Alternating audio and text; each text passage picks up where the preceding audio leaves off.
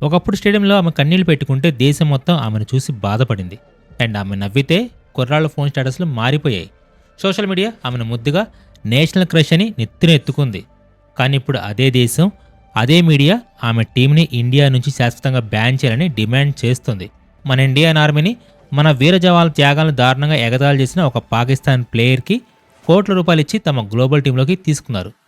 అసలు ఆపరేషన్ సింధూర్ని అవమానించిన ఆ పాకిస్తాన్ ప్లేయర్ బ్యాక్గ్రౌండ్ ఏంటి? కోచ్ డానియల్ వెటోరీ చెప్తున్న ఆ క్రికెటింగ్ లాజిక్ ఏంటి?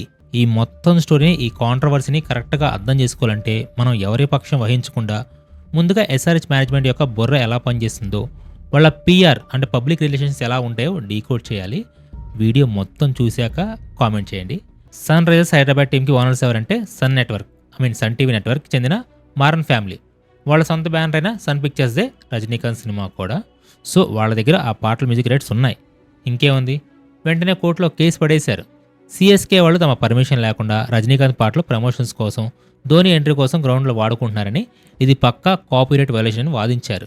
ఐపీఎల్ 2026కి వెళ్లే ముందు వాళ్ళపై బ్యాన్ విధించాలని, వాళ్ళ పాటలు వాడకూడదని ఏకంగా కోర్టుకు కూడా ఎక్కారు. ఇది విన్న క్రికెట్ ఫ్యాన్స్లోకి నవ్వాలో ఏడవాలో అర్థం కాల.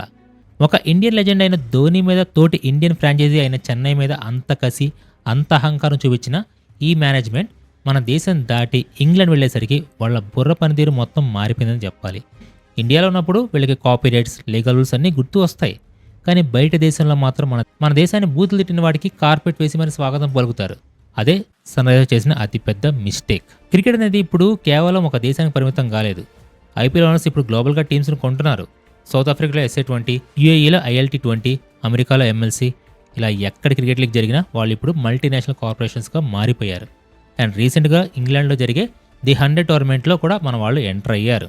ఈ లీగ్లోని సగం జట్లు ఇండియన్ ఐపీఎల్ ఓనర్సే కొనుగోలు చేశారు. అందులో భాగంగానే Sun Group Sunrisers Leeds అనే ఒక కొత్త ఫ్రాంచైజీని కొనుగోలు చేసింది.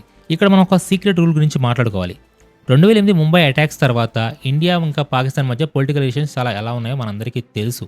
పాకిస్తాన్ చేసే ఉగ్రవాదం వల్ల బోర్డర్లో మన జవాన్లు ప్రాణాలు కోల్పోతున్నందుకు వల్ల పాకిస్తాన్ ప్లేయర్స్ని ఐపీఎల్లోకి రానివ్వడం లేదు. ఇది మన దేశం తీసుకున్న ఒక స్ట్రాంగ్ స్టాండ్ కూడా. ఐపీఎల్ ఓనర్స్ ఫారెన్ లీగ్స్లో టీమ్స్ కొన్నప్పుడు కూడా అందరూ ఒక అన్రిటర్న్ రూల్ని ఫాలో అవుతారు. ముంబై ఇండియన్స్ కానీ, చెన్నై సూపర్ కింగ్స్ కానీ, ఢిల్లీ క్యాపిటల్స్ కానీ ఎక్కడ తమ గ్లోబల్ ఫ్రాంచైజీలో పాకిస్తాన్ ప్లేయర్స్ని కొనుగోలు చేయరు. ఒక షాడో బ్యాన్ని మెయింటైన్ చేస్తారు. ఎందుకంటే వాళ్ళకి తెలుసు తమ గ్లోబల్ బిజినెస్ కంటే తమ ప్రైమరీ మార్కెట్ అయిన ఇండియా ప్రజల మనోభావాలు ముఖ్యమని.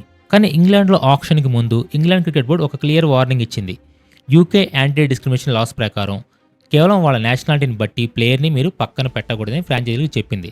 సరిగ్గా ఇక్కడే కావ్యమానానికి చెందిన సన్ రైజర్స్ లీడ్స్ ఒక సంచలన నిర్ణయం తీసుకుంది. మార్చి 2026 లండన్లో జరిగిన ఆక్షన్లో హరీజ్ రాఫ్, షాబాద్ ఖాన్ లాంటి పాకిస్తాన్ స్టార్ ప్లేయర్స్ అమ్ముడుపోకుండా మిగిలిపోతే కావ్యమారణ మాత్రం అబ్రార్ అహ్మద్ అనే పాకిస్తానీ మిస్టరీ స్పిన్నర్ కోసం ట్రెంట్ రాకెట్స్ టీంతో పోటీ పడి మరీ దాన్ని దక్కించుకుంది. ఇక్కడ మనం ఇంకో విషయం కూడా గుర్తుపెట్టుకోవాలి. అదే ఆప్షన్లో బ్రిహింగమ్ ఫినిక్స్ టీం కూడా ఉస్మాన్ తారిక్ అనే ఇంకో పాకిస్తాన్ ప్లేయర్ని కూడా కొనుగోలు చేసింది. అంటే ఈ షాడో బ్యాన్ని బ్రేక్ చేసింది ఒక్క సన్ రైజ్ మాత్రమే కాదు. కానీ ఇండియా మొత్తం సన్ రైజ్ మధ్య ఎందుకు ఫైర్ అయింది? మిగతా టీమ్స్ని వదిలేసి ఫ్యాన్స్ కావ్యమార్ని ఎందుకు టార్గెట్ చేశారు? ఇక్కడే వస్తుంది అసలైన ట్విస్ట్ అనమాట. ఇండియన్ ఫ్యాన్స్ ఎందుకు కోపంగా ఉన్నారో మాట్లాడుకునే ముందు ఒకసారి మనం న్యూట్రల్గా ఒక ఫ్రాంచైజీ మేనేజ్మెంట్ పాయింట్ ఆఫ్ వ్యూలో ఈ డెసిషన్ని అనలైజ్ చేద్దాం. ఆక్షన్ టేబుల్ దగ్గర కావ్యమారంతో పాటు హెడ్ కోచ్ డానియల్ వెటోరీ కూడా ఉన్నాడు. వాళ్ళ టార్గెట్ ఒక పాకిస్తాన్ ప్లేయర్ని కొనడం కాదంట, వాళ్ళ టీంకి అవసరమైన ఒక బెస్ట్ స్పిన్నర్ని కొంటాం. ఆక్షన్ తర్వాత డానియల్ వెటోరీ మాట్లాడుతూ ఈ డెసిషన్ వెనుకున్న క్రికెటింగ్ లాజిక్ని చాలా స్పష్టంగా చెప్పాడు. వాళ్ళ first option England spinner Adil Rashid అని. కానీ అతని సదరన్ బ్రేవ్ టీం కొనుగోలు చేయడంతో తమకు అర్జెంటుగా ఒక వరల్డ్ క్లాస్ స్పిన్నర్ కావాల్సి వచ్చిందని చెప్పాడు. వాళ్ళ హోమ్ గ్రౌండ్ అయిన హెడింగ్లీ పిచ్ మీద స్పిన్నర్లు బాగా రాణిస్తారని, అబ్రార్ అహ్మద్ కరెంట్ ఫామ్లో ఒక డేంజరస్ బౌలర్ అని వివరించాడు. ఆప్షన్ దగ్గర కూడా ఇతను పాకిస్తాన్ ప్లేయరా కాదని డిస్కషన్ రాలేదని, కేవలం అవైలబుల్గా ఉన్న బెస్ట్ ఆప్షన్ మాత్రమే తీసుకుందామని క్లారిటీ ఇచ్చాడు. ఒక ప్రొఫెషనల్ స్పోర్ట్స్ టీం కావాల్సింది పర్ఫార్మెన్సే.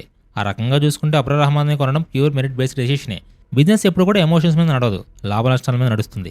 ఇంగ్లాండ్ చట్టాల ప్రకారం వాళ్ళు తీసుకునే డెసిషన్ 100% కరెక్టే అని అంటున్నారు. కానీ అసలు ప్రాబ్లం వాడి నేషనాలిటీతో రాలా, వాడి పాత సోషల్ మీడియా ట్రాక్ రికార్డుతో వచ్చింది. వాడు కేవలం పాకిస్తాన్ పేరు మాత్రమే కాదు, ఇండియా మీద అణువణువు ద్వేషం నింపుకున్న ఒక పక్కా యాంటీ ఇండియన్. నిజం చెప్పాలంటే నెటిజన్స్కి కోపం వస్తే వాళ్ళు CBI కంటే ఫాస్ట్గా ఇన్వెస్టిగేషన్ చేస్తారు. అబ్రార్ అహ్మద్ పేరు అనౌన్స్ అవ్వగానే ఇండియన్ క్రికెట్ ఫ్యాన్స్ వాడి హిస్టరీని, వాడి పాత ట్విట్టర్ పోస్టులు తవ్వడం స్టార్ట్ చేశారు. అందులో బయటపడిన విషయాలు చూసి ప్రతి ఒక్క భారతీయుడు రక్తం మరిగిపోయింది కూడా. అసలేంటి ఆపరేషన్ సింధూర్ కాంట్రవర్సీ? మన ఇండియన్ ఆర్మీ బోర్డర్లో ఉగ్రవాదులను ఏరిపేయడానికి ఎన్నో కోవర్ట్ ఆపరేషన్ చేస్తూ ఉంటుంది. దేశ రక్షణ కోసం మన జవాన్లు తమ ప్రాణాలను పణంగా పెట్టి మరీ ఫైట్ చేస్తుంటారు.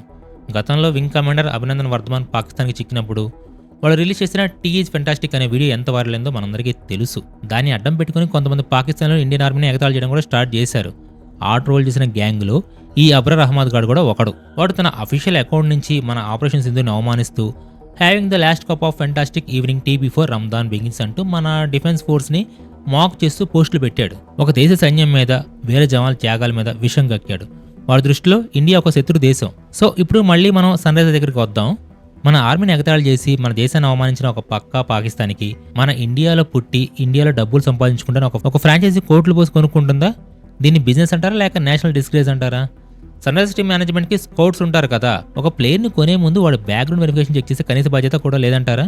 వాళ్ళు కావాలని కొన్నారా లేక ఏమైతే మాకేంటి మాకు వాడు బౌలింగ్ వేస్తే చాలనుకున్నారా? అండ్ ఈ నిజం బయటపడంగానే ఇండియన్ క్రికెట్ ఫ్యాన్స్కి ఎక్కడని కోపం వచ్చింది. ఎప్పుడైతే ఆ పాత ట్వీట్స్ బయటకు వచ్చాయో ఇంటర్నెట్ మొత్తం షేక్ అయిపోయింది. ఎక్స్ ప్లాట్ఫామ్లో బాయ్కాట్ ఎస్ఆర్హెచ్, షేమ్ ఆన్ కావ్యమర్ లాంటి హ్యాష్ ట్యాగ్స్ అయితే కొన్ని గంటల్లోనే నేషనల్ ట్రెండింగ్లోకి వచ్చేసాయి. ఫ్యాన్స్ అడిగిన ప్రశ్న ఒకటే, మన ఆర్మీని తిట్టిన వాడికి మనం డబ్బులు ఇచ్చి పోషిస్తారా? మీరు ఇండియాలో ఐపీఎల్ ఆడి ఇక్కడ బ్రాండ్ వాల్యూతో కోట్లు సంపాదించి ఆ డబ్బును తీసుకెళ్లి మన దేశాన్ని అవమానించే వాడికి ఇస్తారని కడిగి పారేస్తున్నారు. దీని దెబ్బకి ఇంగ్లాండ్లోని సన్ రైజ్ లీడ్స్కి సంబంధించిన అఫీషియల్ ఎక్స్ అకౌంట్ క్షణాల్లో సస్పెండ్ అయిపోయింది. ఒక పెద్ద గ్లోబల్ క్రికెట్ ఫ్రాంచైజీకి చెందిన సోషల్ మీడియా అకౌంట్ని ఫ్యాన్స్ తమ పవర్తో గంటల్లోనే లేపేశారు. ఇది ఇండియన్ ఫ్యాన్స్ పవర్, ఇది మన నేషనల్ సెంటిమెంట్ పవర్. అండ్ ఈ వీడియో రికార్డ్ చేసే టైంకి అయితే సన్ రైజర్స్ మేనేజ్మెంట్ నుంచి కానీ ఒక చిన్న అపాలజీ కూడా రాలేదు. మేము వాడి బ్యాక్గ్రౌండ్ సరిగ్గా చెక్ చేసుకోలేదు, వాడిని టీం నుంచి తీసేస్తున్నాను ఒక సింపుల్ స్టేట్మెంట్ ఇస్తే గొడవ అక్కడితో ఆగిపోయేది. కానీ కావ్యమారన్ మరియు వాళ్ళ టీం మేనేజ్మెంట్ సైలెంట్గానే ఉన్నారు. ఆ సైలెన్స్ చూస్తే ఫ్యాన్స్కి ఇంకా పిచ్చెక్కిపోయింది. అప్పుడే సీన్లోకి బాస్ ఎంటర్ అయ్యాడు, అదే మన బీసీసీఐ. ఇండియన్ క్రికెట్ బోర్డు ఎప్పుడు ఇలాంటి గ్లోబల్ లీగ్ విషయాల్లో అయితే పెద్దగా ఇన్వాల్వ్ అవ్వదు, ఎవరి ఫ్రాంచైజీ వాళ్ళది అనుకుంటుంది. అండ్ దీనిపై BCCI vice president Rajiv Shukla మొదట్లో స్పందిస్తూ ఇది విదేశీ గడపై విదేశీ బోర్డు ఆధ్వర్యంలో జరుగుతున్న ప్రైవేట్ లీగ్ అని, ఇందులో బీసీసీఐ డైరెక్ట్గా జోక్యం చేసుకోలేదని ఒక డిప్లొమాటిక్ ఆన్సర్ అయితే ఇచ్చారు. కానీ ఇష్యూ ఎప్పుడైతే ఇండియన్ ఆర్మీకి నేషనల్ ప్రైడ్కి లింక్ అయ్యిందో అప్పుడు లోపల కథ మొత్తం మారిపోయింది. సోర్సెస్ ప్రకారం బీసీసీ వర్గాల నుంచి సన్ రైజర్స్ హైదరాబాద్కి ఒక మ్యాసివ్ వార్నింగ్ వెళ్ళిందంట. అది ఎలాంటి వార్నింగ్ అంటే వాళ్ళ పునాదులు కూడా కదిలిపోయే వార్నింగ్. మీరు ఫారెన్ లీగ్స్లో ఎవరినైనా కొనుక్కోండి, కానీ మన దేశాన్ని మన ఆర్మీని కించపరిచిన వాళ్ళతో మీరు బిజినెస్ చేస్తే మాత్రం అవసరమైతే మీ ఐపీఎల్ కాంట్రాక్ట్ టెర్మినేషన్ చేయడానికి కూడా మేము వెనకాడమని పరోక్షంగా వార్నింగ్ ఇచ్చినట్టు కొన్ని రిపోర్ట్స్లు అయితే వచ్చాయి. అంటే ఇంగ్లాండ్లో ఒక పాకిస్తాన్ ప్లేయర్కి 2 కోట్లు ఇచ్చి హీరోలు అవుదాం అనుకుంటే ఇండియాలో మీకు వచ్చే 1000 కోట్లు ఐపీఎల్ అదని మీ టీం ఉనికిని పూర్తిగా లాగేసుకుంటామని బీసీసీ ఇండైరెక్ట్గా స్ట్రాంగ్ మెసేజ్ ఇచ్చింది. ఒక ఫ్రాంచైజీకి ఇంతకంటే పెద్ద డ్యామేజ్ ఇంకేమైనా ఉంటుందో చెప్పండి? బీసీసీ వార్నింగ్తో ఎస్ఆర్హెచ్ మేనేజ్మెంట్ ఫ్యూజులు అయితే ఎగిరిపోయాయి. ఎందుకంటే ఐపీఎల్ లేకపోతే వాళ్ళ brand value 0. Abrar Ahmed India మీద విషం చెమ్మినవాడు, ఆపరేషన్ సింధూర్ని ఎగతాళి చేసి మన జవాన్లు అవమానించిన ఒక యాంటీ ఇండియన్. వాడి పట్ల వీళ్ళకి ఎలాంటి ఈగో లేదు. వాడికి మాత్రం డబ్బులు ఇచ్చి కాంట్రాక్ట్ ఇచ్చి తమ టీంలో పెట్టుకున్నారు. ఇది కదా అసలైన హిపోక్రసీ, ఇది కదా pure commercial mind set. Business ఎప్పుడు లాభ నష్టాల మీద బేస్ మీద నడుస్తుంది, కానీ స్పోర్ట్స్ ఎప్పుడు ఎమోషన్స్ బేస్ మీద నడుస్తుంది. ఒక ఫ్రాంచైజీకి దేశభక్తి లేకపోయినా పర్లా, కనీసం కామన్ సెన్స్ అని ఉండాలి కదా. గ్లోబల్ ఇన్వెస్టర్గా మీరు ఏ టీంనైనా కొనొచ్చు, కానీ ఫ్రాంచైజీ క్రికెట్కి అసలైన ఆక్సిజన్ లోకల్ ఫ్యాన్ బేస్. మనం ఏ దేశ ప్రజల వల్ల కోటీశ్వరులు అవుతున్నామో ఆ ప్రజల మనోభావాలకి రెస్పెక్ట్ ఇవ్వాలన్న బేసిక్ లాజిక్ని కావ్యమారన్ మరియు సన్ రైజర్ మేనేజ్మెంట్ మర్చిపోయారు. క్రికెట్ అంటే కేవలం బంతి బ్యాట్ మాత్రమే కాదు, అదొక ఎమోషన్ కూడా. మన దేశంలో క్రికెట్ని ఒక మతంలా పూజిస్తారు, కానీ ఆ క్రికెట్ పేరుతో మన ఆర్మీని తిట్టిన వాళ్ళకి మనమే లైఫ్ ఇస్తే అది ఏ భారతీయుడు కూడా క్షమించడం. బిజినెస్ ఎక్స్పాన్షన్ పేరుతో గ్లోబల్గా ఎన్ని టీమ్స్ అయినా కొనండి, కానీ అక్కడ వాడే డబ్బు మన ఇండియాదని మర్చిపోకండి. సన్ రైజర్స్ యాజమాన్యానికి ఈ ఇన్సిడెంట్ ఒక పెద్ద లెసన్ అనే చెప్పాలి. ఇదే ఒక ఐ ఓపెనర్ కూడా. ఇప్పుడు బంతి సన్ రైజర్స్ కోర్టులోనే ఉంది. ఆ పాకిస్తాన్ ప్లేయర్ని పీకి పక్కన పెట్టి దేశానికి సారీ చెప్తారా? మీరేమనుకుంటున్నారు? ధోని పాటల మీద కేసు వేసిన సన్ రైజర్స్ ఒక పాకిస్తానీ ప్లేయర్ బ్యాక్గ్రౌండ్ ఎందుకు చెక్ చేయలేదంటారు? బిజినెస్ని పాలిటిక్స్ని కలపకూడదా, లేక దేశం కోసం ఫ్రాంచైజీ లాంటి రూల్స్ ఫాలో అవ్వాల్సిందేనా? బీసీసీఐ వాళ్ళ ఐపీఎల్ కాంట్రాక్ట్ని నిజంగానే క్యాన్సిల్ చేయాలని మీరు అనుకుంటున్నారా? మీ వాల్యుబుల్ అండ్ బోల్డ్ ఒపీనియన్స్ కింద కామెంట్స్లో షేర్ చేయండి. ఎందుకంటే ఆట కంటే దేశం ఎప్పుడూ గొప్పదే. సో ఇన్ఫర్మేషన్ ఇస్తే వీడియోని లైక్ చేయండి, ఛానల్ సబ్స్క్రైబ్ చేసుకోండి. Thanks for watching. This is mister Shiva signing off.